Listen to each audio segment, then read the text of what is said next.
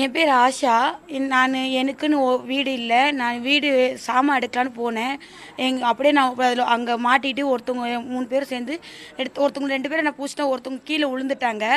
இப்போ எங்களுக்கு இருக்கக்கூட எங்களுக்கு கூட வீடு இல்லை. இப்போ நான் எங்கே போகிறது தெரியல. நான் அதுக்கு எங்கள் நாத்தனா வீட்டில் தான் 7 மாதமாக நான் இருந்து இருக்கேன். ஒருத்தவங்க வீட்டில் எவ்வளோ நாள் இருக்குதுன்னு சொல்லி நான் கொஞ்சம் சாமான் எடுத்து சரி எங்கன்னா வீடு பார்த்துன்னு போகலான்னு நினச்சேன். ஒருத்தவங்க இந்தமாரிலாம் எனக்கு என்னை எங்கே போகிறது, என் 2 பசங்களை வச்சுட்டு எனக்கு வாழ்வாதாரமே இல்லாத நாங்கள் வாழ்ந்துன்னு இருக்கோம்.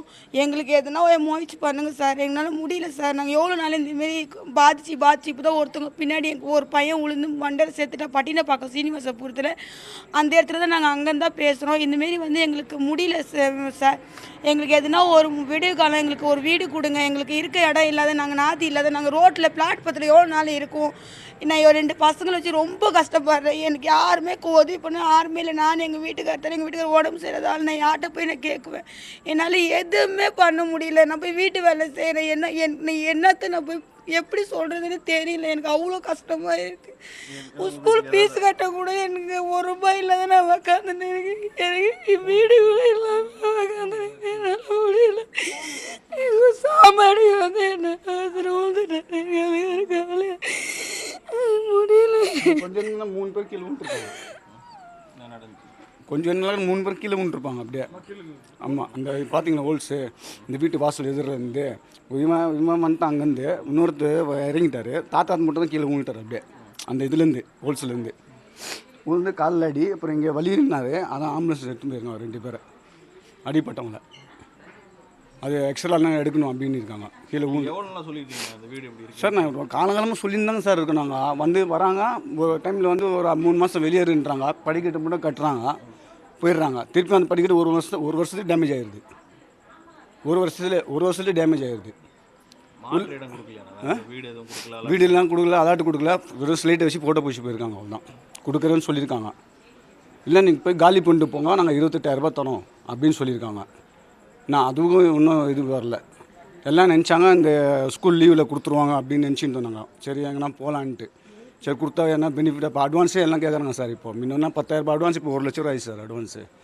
அந்த 1 லட்ச ரூபா அட்வான்ஸ் ஒருத்தவங்க கொடுத்து நான் மாட்டின்னு இருக்கிறேன் சார். E5ல கம்ப்ளைண்ட் கொடுத்துருக்கேன், E1ல கம்ப்ளைண்ட் கொடுத்துருக்கேன். எந்த ஸ்டெப்பும் இல்லை இன்னும் வரைக்கும். அதுக்கும் வேறு இப்போ யாரெல்லாம் மாட்டிக்கிட்டாங்கன்னா யாரெல்லாம் ரெஸ்கியூ பண்ணாங்க? உடனே வந்தாங்களா? வந்துட்டாங்க. எல்லாம் உடனே வந்தாங்க சார். எல்லாம் உடனே போலீஸ் வந்தது. அந்த நெருப்பு அழிக்கிறவங்க வண்டி கிண்டி எல்லாரும் வந்தாங்க. இறக்கிறதுக்கு 4-5 பேர் ஏறி இறங்குனாங்க. எனக்கு எல்லாரும் சப்போர்ட் பண்ணாங்க. எனக்கு யாருமே குறை கொடுக்கல. எனக்கு எல்லாரும் சப்போர்ட் பண்ணாங்க. போலீஸ்காரன் எடுத்து எல்லாமே எனக்கு சப்போர்ட் பண்ணாங்க. எல்லா துறையும் வந்துடுறாங்க. எல்லா அப்சரும் வந்தாங்க. போராட்டம் பண்ணியிருக்கோம். எவ்வளோ தடவை போராட்டம் பண்ணியிருக்கோம். எவ்வளோ தடவை நாங்கள் ஆக்ஷன் எடுத்திருக்கோம். எதுவுமே நடவடிக்கை எடுக்க மாட்டாங்க. இருக்கிறீங்களா இருங்க, காலி பண்ணிட்டு போறீங்களா போங்க, இதுதான் சொல்லின்னு இருக்காங்க. தவிர எதுவுமே முடிவே வர மாட்டேது. நாங்கள் எங்கே போயிருக்கோம்? எங்கள்கிட்ட பணம் தானே நாங்கள் போவோம். நாங்கள் கோடிச்சு போய் நாங்கள் ஒரு வீட்டு வேலை செஞ்சு ஒரு எச்ச சம காய்விட்டு தான் எங்களுக்கு அதுதான் எங்களுக்கு சோறு.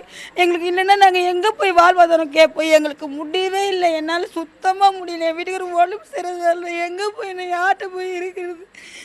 எனக்கு சுத்தமாக எனக்கு முடியல. இருக்கு எங்கள் 2 பசங்க, என் பசங்களை நான் படிக்க வைக்குவேன். நான் சோர்த்துன வாடகை இங்கே வரக்கூடாது சொல்லியிருக்காங்க. இங்கே யாரும் இருக்கக்கூடாது சொல்லியிருக்காங்க. இப்போது நாளைக்கு என் ஸ்டேஷன் எனக்கு கூப்பிட்டுருக்காங்க. நான் அதுக்கு பேசுன்னு சொல்லியிருக்காங்க. நான் இப்போ எனக்கு ஆதார் கார்டு எல்லாமே மேலே தான் மாட்டின்னு இருக்கு. ஒன்று கூட நான் எடுக்கலை. ஒரு துணி கூட இல்லாமல் இப்போ நான் உக்காந்துன்னு இருக்கேன். அது எடுக்க வந்துதான் இந்தமாரி ஆயிடுச்சு. செய்திகளை உடனுக்குடன் தெரிந்து கொள்ள உடனே சப்ஸ்கிரைப் பண்ணுங்க.